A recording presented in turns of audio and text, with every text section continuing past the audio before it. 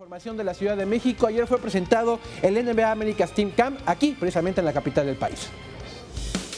Este 10 de agosto dio inicio en la Ciudad de México, en las instalaciones del CENAR, el America's Team Camp de la NBA, el campamento que recibe a 40 de los mejores jugadores jóvenes de Argentina, Brasil, Canadá y México. Empezar a identificar el talento y promoverlo y llevarlo al nivel que debe de estar.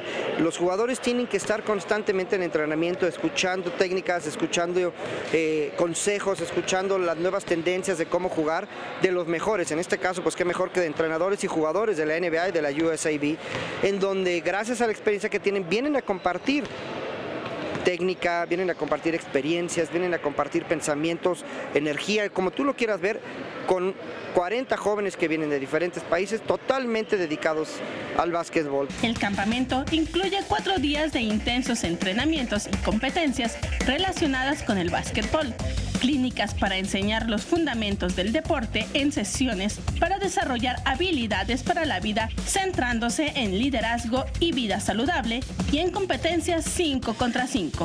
En este campamento, uno de los entrenadores será el mexicano y jugador de la NBA, Jorge Gutiérrez. Me siento muy bien de ser presente, de ser uno de los jugadores de la NBA que está aquí, puesto que yo comencé así en un tipo de campamentos, entonces me siento muy contento de trabajar con los jugadores. Con imágenes de Andrés Brito, Vianey Zárate, 21 Noticias.